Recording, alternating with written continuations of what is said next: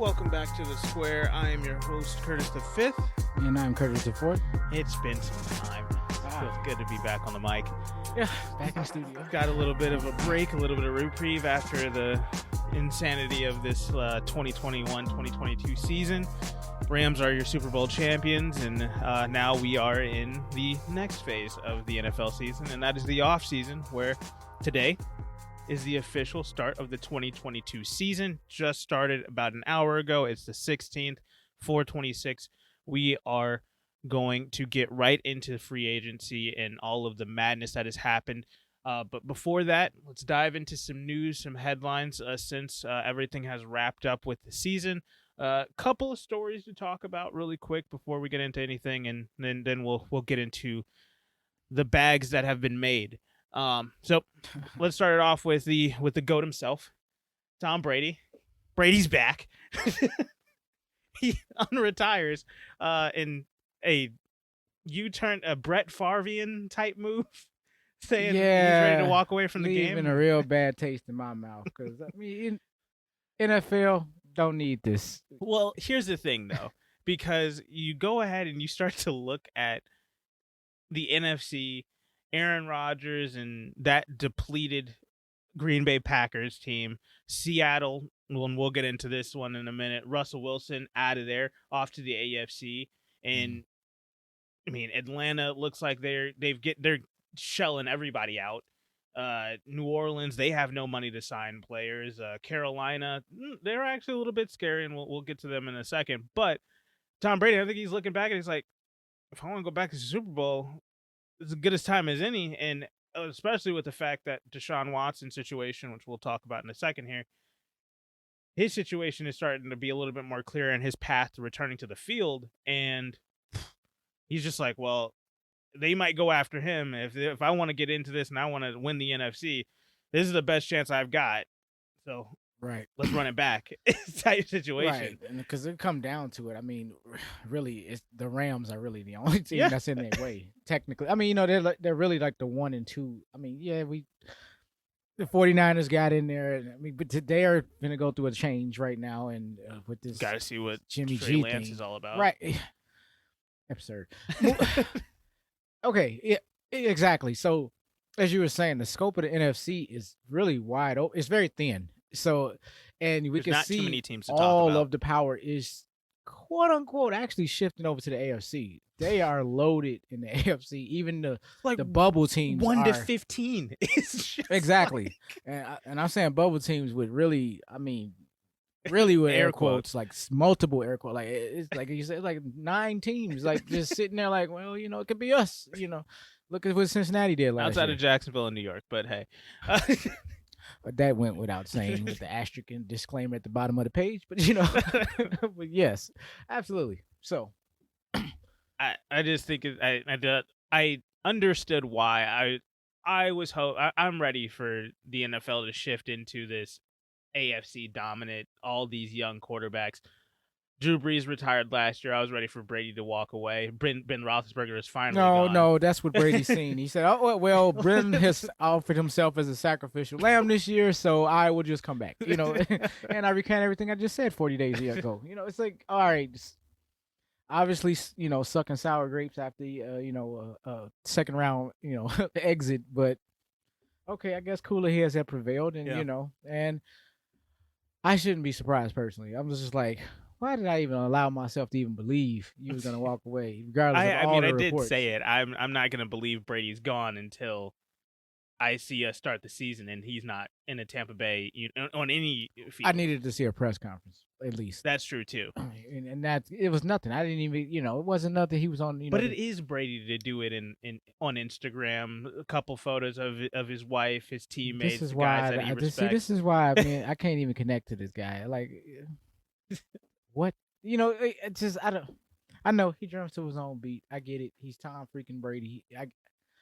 Which is I'm indifferent. It just reminded me as you started. It just took me back to the Brett Favre thing, and I didn't have an issue with Brett Favre. It was just kind of like, God damn, dude, would you just tell the organization? I'm sick of listening to this story every single year, and it just takes over the airways for like a good month, and just all by itself, and it gets it's very tiring and mind numbing after a while. And this is big news that and after he tried to sandwich it in between the Super Bowl and during Pro Bowl week, Yeah. and then okay, finally you want to go out quietly and, But I think it was graciously, also, but then you sit here and then here we are. Now we're back, and come on, man. but I think it's also because of the way that news is broken nowadays. You got Adam Schefter, Ian Rappaport, Diana Rossini, all these people. Mhm. They'll hop on Twitter the second that they've got any inkling of a source. It's going out on Twitter, and it's just like, okay, well, everybody's taking Twitter for that's rock solid, and that's got to be confirmed. And Right. boom, now we have all this information, and it's just like, okay, slow down. He hasn't said anything. He hasn't talked to anybody. Yes, there might be some people. It might be a discussion that he may be having, Mhm. but he didn't make any decisions just yet. And then all of the Twitter birds and the whole metaverse got on his back to be like, okay, you got to make a decision. He's just like, yeah, well, we're thinking about it, and yeah, I might walk away type situation. I get why he kind of felt like pressured into making that decision so fast, just because there was no news to talk about Pro Bowl week. Nobody cares. Right. And on top of that, everybody is on his back, and he's just like, we just lost, trying to figure things out. I haven't even talked to my wife about it yet. And all this, like, that situation can get a little bit hairy. So I think, like you said, cooler heads may have prevailed. He talked about it. Vacuuming in the living room one day, and he's just like, what am I doing? Like, I should be working out. We Where's were Alex one at? play away Where's from the Mr. Guerrero? We're one play away from the NFC Championship. Yeah. Like, let's not get this twisted. Not like they just flopped, first round flop, or missed the playoffs altogether. It just exploded in the second year. It didn't. I mean, granted, hell, let's be real clear, man. They built the monster overnight 2 years ago. True. And are they what they were the first year? No, but they did. I mean, but they didn't. There was a little drop off, but it wasn't that Still a much. formidable team. Yes, I mean, still gonna. If I had to rank them, I'm in preseason. I'm like they're top 3. If not top 5, I mean definitely. But yeah, I arguably can put them as number 3, number 2, whatever. However you want to rank it based on whatever the factors are, they're up there. And they're a serious contender with him. And now the question is, are they bringing everybody back? That's which makes another interesting turn, but not going to be as interesting as the overall free agency, the opening day of free agency in itself. I mean, that's all fine, Tampa Bay, but I just, that's just one of many stories here. Yeah. But yes, Tom Brady's back. All right, I guess we go. He'll be 45 this year when he laces it up. At some point, believe so. Field. No, 44, I believe. It's 44 now. Yeah, maybe 45. Yeah. Well, I mean, it's what he said. He wanted to play till he was 45. So perhaps this is just we just coming into fruition to what he prophesied about. So yeah. And so hell, I mean, hey, he was a friggin' MVP candidate last year. So arguably should have won it over Aaron Rodgers. And that's what I'm saying. We was left with 40 days of a retirement narrative, and now it's just like, okay, everybody, let's recalibrate. Yeah. And it's false news, fake news, whatever you want to call it, didn't really happen. Yeah, let's go. So Tom Brady's back, so I'm sure you're happy. I'm just whatever. I mean, it's I'm happy in the fact that now the NFC isn't just a 2-horse race, because it was literally just Green Bay or LA once Tom Brady stepped down. It was just like, okay, everybody else is really, really in a not a tumultuous, but in a complete rebuild. Yeah. And so getting to see another, Hall of Fame, greatest quarterback of all time, coming right back, playing football again, on a team that's ready made to go to a Super Bowl, because like you said, they rebuilt that thing overnight 2 years ago. So I'm just happy that there's going to be competition in the NFC. It's not just going to be a cakewalk for the elites of the NFC. Because we're going to be seeing a dogfight all next year in the AFC. So, right. And right now, I see a 3-team race in the NFC with some wild card, mystery team that's going to just surface next year that we're not even talking about right now, because look at all the shuffling that's going on. Yeah, and it has been going on. And so, in other news and more quarterback headlines, Deshaun Watson last Friday had a what is it called? A deposition for his 9 criminal complaints from stemming from the 22 civil sexual misconduct allegations against him. Those all 9 criminal complaints have all been thoroughly reviewed to a point. I guess. I mean, we really don't know, but they aren't going to indict him. They're not going to criminally process this. They're not going to criminally charge him for any of the alleged misconduct and whatnot. So he has a more clear path to returning to the field now, basically because those are now put to bed. That entire side of it is going to be put to bed. Now, he does still have the 22 civil lawsuits to deal with, and that's still an issue, but he will not be serving jail time or be fined anything in the aspect of a criminal complaint anymore. So, Right. with that being said, Deshaun Watson has now, once that is all settled, just this past weekend, he now has been in contact with Carolina Panthers, New Orleans Saints, Atlanta Falcons, and the Cleveland Browns as teams to come court him to waive that no trade clause so that they can acquire his services. So I want to stick with the football aspect of this. I don't really want to get into the legal mess and legal jargon. Those are the facts that have been laid out before us. Those don't come at me. That's what it is. But football wise, do you think we're going to see Deshaun Watson on the field this year? I do. I do. And I guess I got optimism based on the fact that he had no criminal charges. This I mean, for me, the way I was reading into this, I didn't think he was ever going to have an opportunity to play football again. I just thought this was just going to be the end of him, one way or another. And we just got year one out the way. He didn't play one snap. I'm optimistic only just based on that went away. The NFL didn't feel the need to go out and make a statement. Didn't feel like they had to, Well, they did say before the deposition last Friday, they did say that they wanted to allow the criminal proceedings to go through that process. Then they would get into their investigation. They didn't want to touch the investigation on the NFL's justice system, I guess, if you will, which I don't understand this.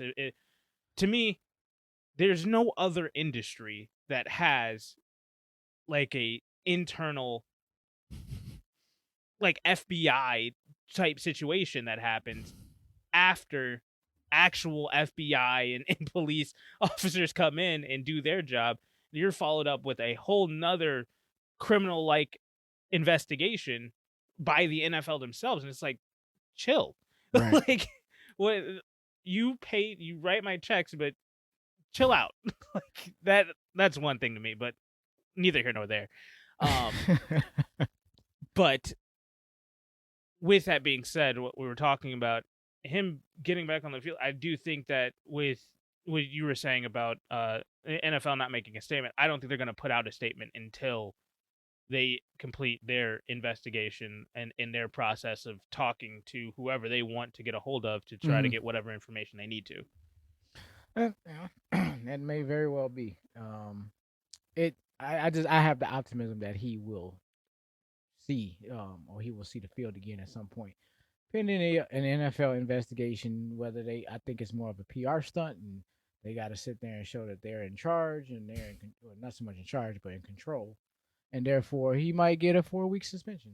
Which 4 to 6 weeks, which he probably can appeal from maybe 1 to 3. I've seen this type of thing before, but I think that's as far as not seeing him play. I'm just trying to speak to that question. I think we will see him play again, but I think we're still a long ways from that. A lot of stuff still has to happen. One, got to figure out where he's playing. Is he going to get traded? Is he staying in Houston? Will he even come back to play for Houston? I don't think Houston is, by any chance.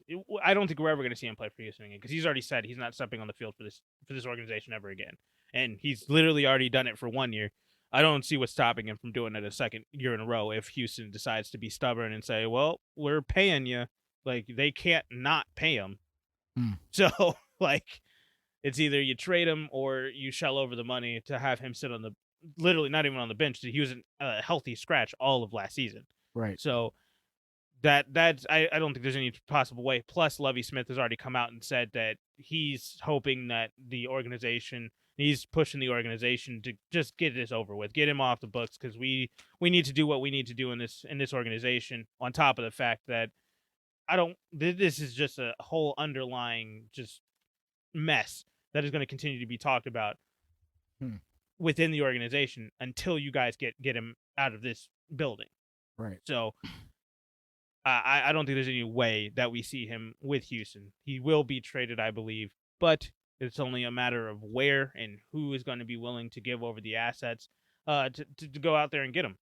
But I think it's in Deshaun Watson's best interest to take these meetings as he already is and then just say, all right, that's the team. Because then he doesn't get these teams pitted into some sort of bidding war by any way. He's saying, this is where I want to go. I'm not waiving my no trade clause for anybody but that team. And now that team has all the leverage to say, well, he's coming here regardless. Now, we'll give you a comparable package, but we're not giving you everything plus the farm to get him. And so they can still have equitable compensation, as well as Deshaun Watson still has pieces on the other end to go out there and put himself in the best position possible. A lot of people are talking about him picking two different teams and making them have some sort of a bidding war to drive up the price. It's like, no, chill. Because if you do that, you're just screwing yourself over. Right. Pick a team that you want to go to, tell Houston and tell that team that's the team, and boom, now we're off to the races. Sounds good. Sounds good to me. All right. Last quarterback conversation to talk about. Aaron Rodgers finally made his decision. He's back in Green Bay. Whatever. Big big surprise. Not surprised at all. Nope. I think I was one of the most realistic Bears fans and NFC North fans. It made the most sense for him. I mean, like, they're just looking at X's and O's. You can jump ship. I mean, if somebody presented you with a wonderful package and this is what we're doing and this is what our next move, and had this elaborate plan that they just sat there and, tried to sell this guy. That didn't happen. And with that being said, looking at the scope, I'm like, okay, yeah. Based on where they ended up from year to year, they a few plays away from, getting to the Super Bowl. It's multiple years. They're right there. They're on the cusp, but there's other teams climbing, trying to pull them back down. They, to me, have been in regression since 2019. Take it as schedule, take it as luck. I don't know how but they find themselves with these cupcake, schedules or portions of their schedules where they're a lot of cream puff teams and they're winning games that they should win. But when it comes to some of these more of these power conference type matchups, the Rams and the Bucks and the 49ers. The 49ers and the Bills, and when it comes to these marquee ones, I mean, what I'm saying, they're not like whoa man, we cleared that, we're 5-1 with these top. No, that's when they start to get found out, because they don't have enough of these games or these tune-up games to even get them prepared. By the time they're in the playoffs, they kind of this hyped. I don't think they have the talent. They don't have the talent offensively. I mean, yes, you have Aaron Rodgers. They worked the scheme and worked it to perfection, but you see it like I see it. It's just it's not going to translate to Super Bowl or NFC Championship. That does not translate into that. It gets you in the conversation and the heroics of Aaron Rodgers, and he's a great quarterback. And that's why I put the Rams and Tampa Bay ahead of them. The Packers have never been ahead of them in my eyes. As the best team in the NFC, because they don't have the horses. They don't have the mentality of they don't have the makings of a team like Tampa Bay. Yeah, Tampa Bay has those horses that they put together all overnight. Rams, they trade for guys that really are just desperate to get wins, and they're out there literally just focused on football. Aaron Rodgers, great person. Love listening to him on Pat McAfee, but he's interested in other things. So are his teammates. I mean, Devontae Adams, he says that he wants to be the best wide receiver, but I mean, to him, I think he's kind of just like, it's either I'm staying here with Aaron Rodgers or I'm not playing here at all type situation. Aaron Jones, he's into other stuff. Even the younger guy, Dylan. He's he's big on Twitch. Like he's a Twitch streamer. Like he's got other stuff that he does that he's more interested in than just football. So Right. offensively, yeah, you have a lot of this talent, but you guys are great people together. You're great friends, but as teammates on the field, Mm-hmm. it's not going to translate against the teams that are desperate. Like we're up against the clock in Tampa Bay. This is one of the oldest rosters in the NFL with a ton of talent, but they're aging. They're literally every single year somebody's retiring. Mm-hmm.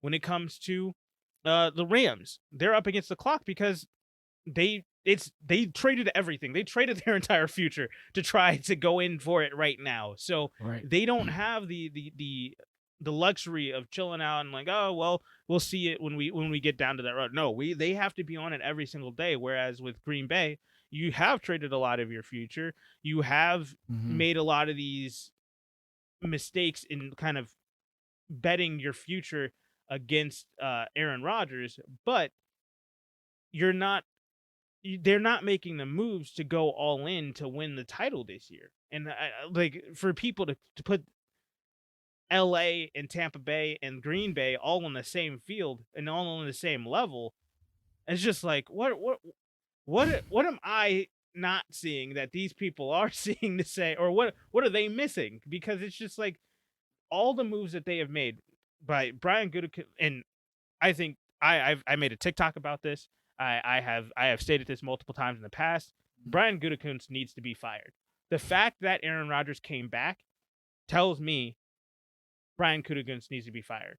You traded up in the first round 3 years ago to go get Jordan Love when it was one of the deepest wide receiver classes that we have ever seen. Mm-hmm.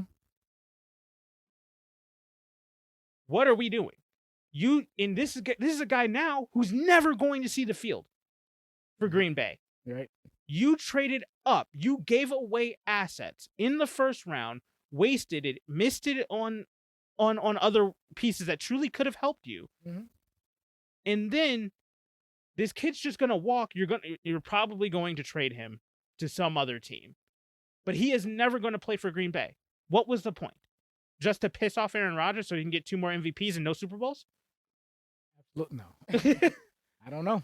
I mean, we already went over this before. Organizational failure.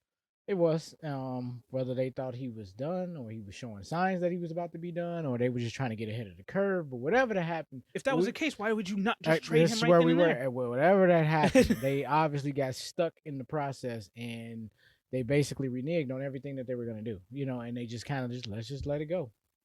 And my point of saying all that to say is, and as Aaron Rodgers decides I want to stay and sign this extension, the situation still exists. It has not changed at all. Just his contract has changed. That's it. And now we have a disgruntled Devontae Adams. They're in a worse position. Talking about now he may not play on the tag, while even though he's there, which I guess I'm saying all this to say, and I'm bringing this up whether we're going to talk about Devontae Adams later, whatever. Yeah. But the point being is like the fact that I'm seeing that this possibility of this very dysfunctional implosion that was already happening continue. I'm just waiting to see will it just like implode and explode completely by week 1, and it just be because you seeing what I'm seeing. Like this is a problem that has not been solved, and just to say let's bring Aaron Rodgers back and get and lock him down into a multi-year contract is not the answer because okay, he wasn't the problem in the first place. You haven't even addressed the problem. That is still after all the moves, they've let a lot of guys go. A lot of guys have left their roster, and they are still sitting at negative $7 million in cap space. On top of the fact that they've lost guys like Zaire Smith, Zadarius Smith, and they also just lost Lucas Patrick to Chicago, by the way. So that's a worse offensive line. You don't have MVS. You've tendered Alan Lazard again, and so you have to pay him even more money. Which I mean, on the grand scheme of things, is not that much. He's playing on a 5th round tag, which $4 million. It's not that much money. But for a team that's negative $7 million over the cap right now, you're in a position that's like every dollar counts right now. So Let's just tack on the -7, 2 to 4. yeah, It's $11 million right now. they are not in a situation that they can get other assets into the building, because the whole thing was that, all right, that defense has finally come around, and now they just need one more offensive weapon, where now you've lost two offensive weapons in MVS and possibly the biggest weapon in Devontae Adams, who says he's already stated he does not want to play on the franchise tag. He refuses to do so. And so, and you franchise tag him. I thought it was a franchise tag to trade him. Could be. I mean, that's the thing. We don't know. But to finish your point, as this debacle that's happening. But go ahead. But now you still can't sign one of these stud wide receivers that are available right now. There are many of them out there, especially, I mean, the only person that's really been signed is Michael Gallup, DJ Chark, and Christian Kirk. You got guys still out there: Allen Robinson, Odell Beckham, Juju Smith-Schuster, Jamison Crowder, Sammy Watkins, Braxton Berrios is gone. I mean, Jarvis Landry. Now Julio Jones is out there on the market. Like, you have not signed. You're not adding any pieces. You're only losing guys. And this is what I was saying when I said that I feel like this is a team that's been in regression since 2019. Yeah, they went to 2 back-to-back NFC Championship games. They never added an offensive weapon. They finally got the defense fixed. Going into last season, we were saying, all right, they should be back in the NFC Championship, but we really don't know. And I said, I don't see them going anywhere past the second round.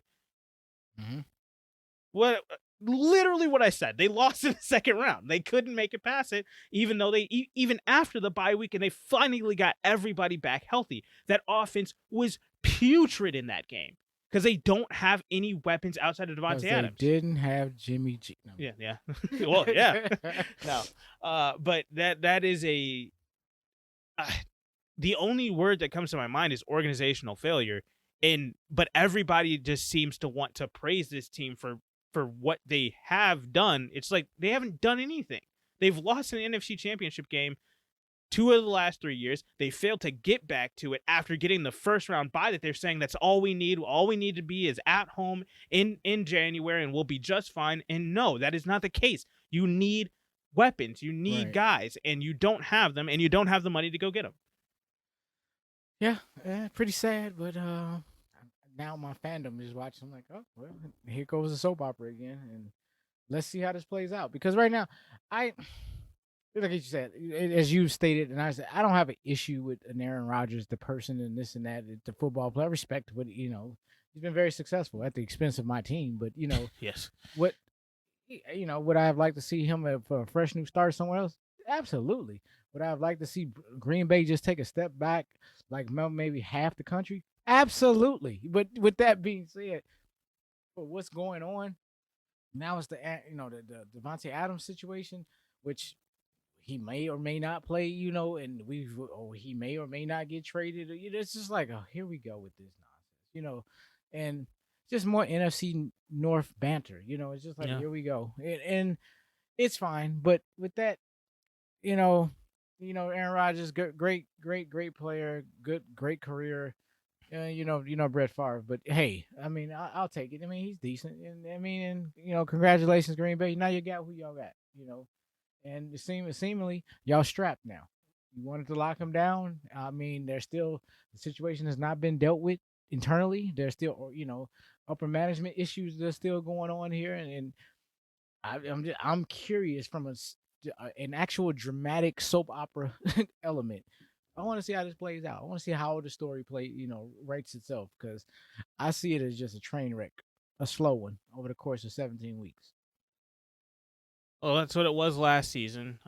Everybody was praising them all throughout the first 4 months of the season. Take the first round bye and just connect it to that second round, first playoff game loss, and it all connects to the entire. Is what we've been watching with them. They have been found wanting for quite some time, and it just took a team to just really step up, knuckle down, and just go ahead and just punch them right in the mouth and show them for who they really are. That y'all are Super Bowl contending frauds.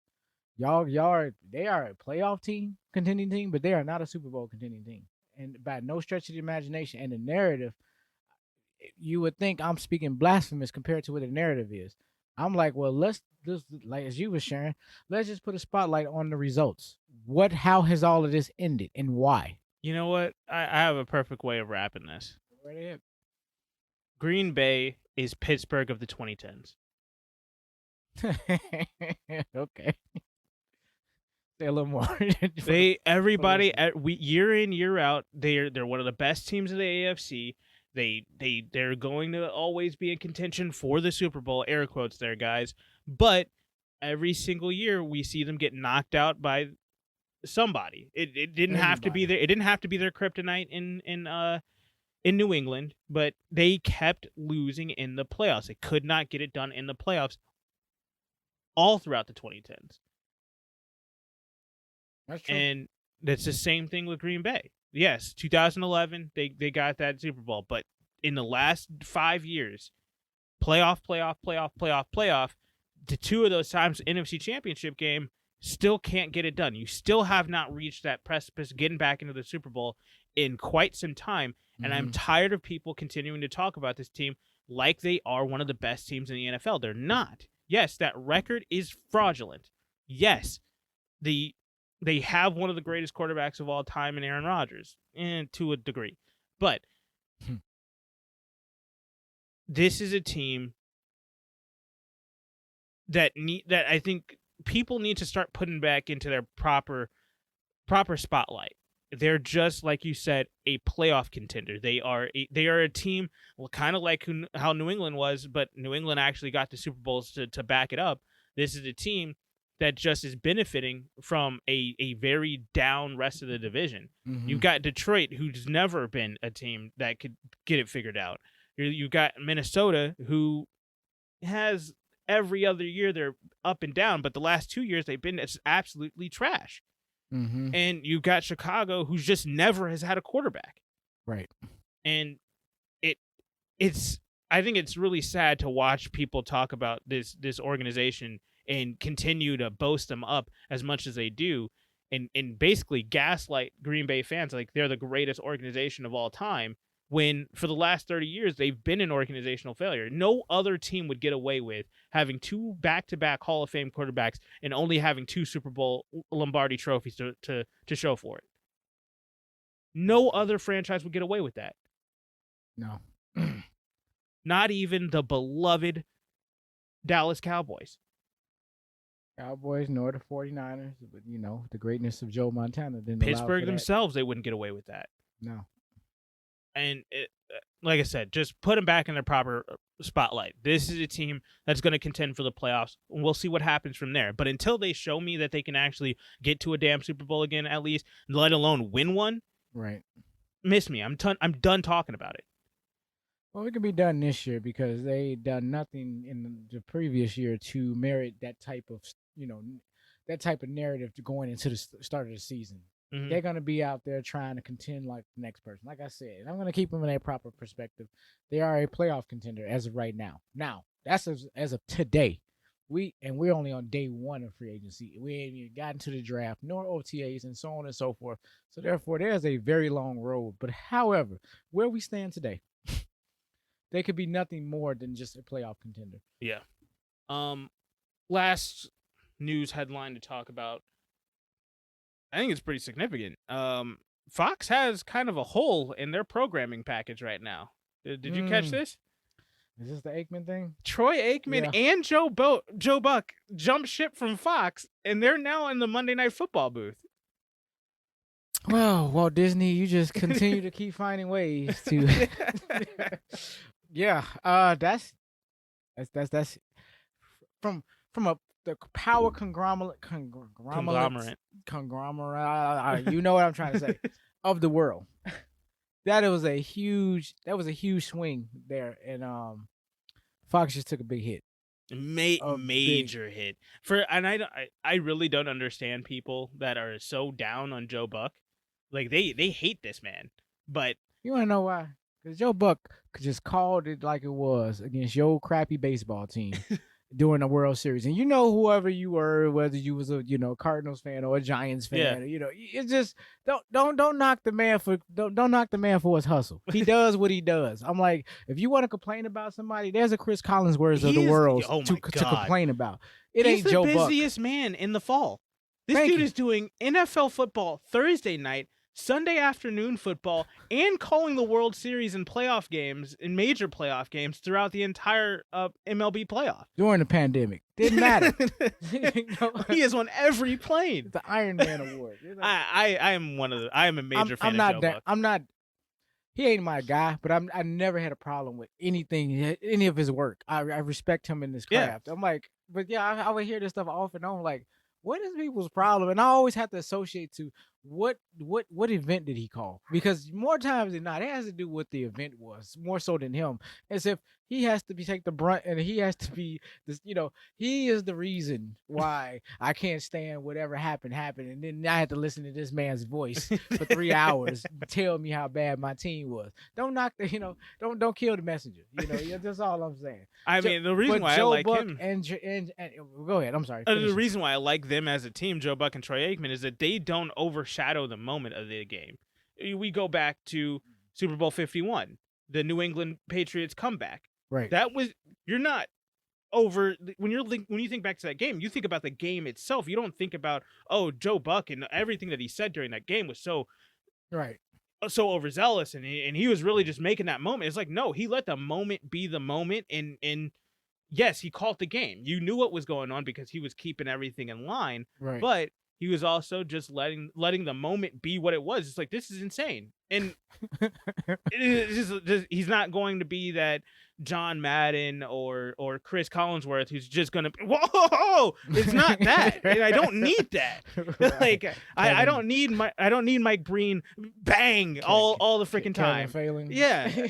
I just chill. He is a very chill dude that he's not going to make the moment bigger than what it is, but he's also not going to take away from the moment. He's not going to distract from it either. Right. So it's for the viewing experience. It's definitely I appreciate Joe Buck over here. So, but I mean, man, congratulations. ESPN finally figured it out because man, they have been hurt. And I will say, I think they figured it out last year because Louis Riddick, Steve Levy, and Brian Griese as a team together, that wasn't horrible. That was much better than what they were doing before. Right. But this just is, you got the two of the best in that booth again. So, and remember, they lost Mike Tirico a few years ago. So I mean, they have been losing. It's a vicious industry at this point. But yeah, I mean, people they're jumping like players are jumping all across. Yeah, some of these are bigger contracts than actual players. Exactly. Stephen A. Smith got traded. Stuff that what I'm saying. It's like that. Jordan. I'm still like, I still really want to figure out what the hell ESPN had to give up or Disney had to give up to get these two because Troy Aikman, he was up. His was already done. His contract with Fox was over, but Joe Buck's he was still under contract with them for quite some time. And I'm also wondering, is this just for football or is Joe Buck now is still going to be doing the World Series? Like, to find out. And then I was going to say, let's see what the next when they break the news of the next host of the Super Bowl and who and what network gets that and so on and them kind of. Well, I'm just saying, if you all of a sudden seeing Fox banners hitting them, maybe that was a trade off. Just. We're going to back off 1 year. And I look at it from a business standpoint. I'm sure that there was something worked out that has nothing to do with contracts, just raw contracts of, this. Who's going to fill that Fox booth? Who's going to fill the Fox booth? That's a good question. That's a massive hole. I don't know. That's America's game of the week. Dallas Cowboys. This is where they finna F it up for a year. Because they gotta, let's get this, let's get comedian such and such. And, watch, it's happened before. One guy I will say that I have petitioned who's for this. The hottest talk show host right now? I'm Pat McAfee. Okay, Pat McAfee, put him back in because he did college football for 2 years. He did he's done a couple of NFL games on Fox themselves, and he was actually very, very good. He made a Week 17 Detroit Lions Green Bay Packers game actually kind of palatable for once. So I think Pat McAfee in the booth would be an amazing thing. I don't think he's really all that going to be going out of his way to go get that job, but I would not hate to see that on Sundays. I mean, I wouldn't have a problem with that, but I would just to go out there when they swinging for the fences. Don't be surprised if there's a Colin Cowherd, he's on Fox. oh, there's a Fox. Okay, that won't work with Kimmel. Kimmel wouldn't work because he's on ABC. Fallon maybe. I'm just that's what I'm saying. NBC though, that's still another competitor. Yeah, but would it be a conflict of it? I don't know. Anyway, I'm just saying. I think this year's they're gonna experiment. This is what I'm getting. I would not. A booth that I think would be nice. Colin Cowherd and the guy from Speak for Yourself, Marcellus Wiley. They used to do they used to do a show on ESPN together. I forget what it's called. Sports Nation. They used to do Sports Nation together. Yeah. With Michelle right. Beal. He was the host. Yeah, to be the first one. Man, that was a long time ago. That could work. I like Colin. Colin's a little more conservative these days. I like Colin like 10 years ago. But well, he learned his lesson after he got reamed out. I swear, if there was ever a time for someone not to get fired for saying something stupid, oh, God. This was it. We'll but not get into it. Moving on. It'd be the freaking. I mean, they made a post. They made an example. Yeah. Moving on, and yet we just talk about that like it's a footnote in our history. You're like, yeah, that did happen, So yeah, moving on. But I don't think we're on this show. We're gonna come up with who the possibilities are. But I mean, hey. If anybody's gonna be able to figure it out, it's gonna be Fox. I'm like, hell, y'all like the second largest conglomerate that's out there anyway. So I think they're the biggest right now. Are they bigger than ESPN? They're bigger than the mothership. To me, I guess I'm putting together all of the affiliates. Yeah. And well, maybe. I don't know. Yes, you're right. Number 2, but they've had the best Super Bowls over the last decade. Oh, absolutely, hands down. I mean, CBS tried. But I mean, hey, Troy, the 1 and 2 that they were okay, but NBC, yeah, NBC's has not been great. Yeah, but yeah, that's huge news in the broadcasting game, and especially with now another thing is that NBC Jim Nantz, he's up. And he might be on the move. He didn't say specifically that he would be leaving NBC, if he would come back to them, or if he's just done. I thought he was doesn't he do March Madness with CBS as well? Not Jim Nantz. What is his name? With Collinsworth in the booth. I know what you. Yeah, his deal is done. Gotcha. I don't know why I can't remember his name right now. Al Michaels. His to be deal on ABC. It was interesting. Yeah. He came from it. Moving on. Yep. So no, he went to NBC. He was there for quite some time with Chris Collinsworth. Now he's done. Don't know if he's going to retire or if he's going to jump ship, but we're not expecting him back to NBC. Now it's looking like it's going to be Mike Tirico and Chris Collinsworth, and they're just going to fill that. I would like Al Michaels for that job. If somebody if he is going to jump ship, booth, but if he's going to retire, I mean, he's not doing anything. So true. We'll see where he decides he wants to go. But I think Fox has enough money to throw at Al Michaels if they really wanted to. So right. We'll keep an eye on that as things go. But most of the time, if they can get somebody good in there, then I won't have to turn. Now finally, I can actually listen to ESPN games again, because it used to be just me. That game was on mute regardless. Right. Like it didn't matter who was talking. A game was going to be on mute. Sunday Night Football, almost all the time is on mute. I am so done with Chris Collinsworth. But regardless, right. That will be that.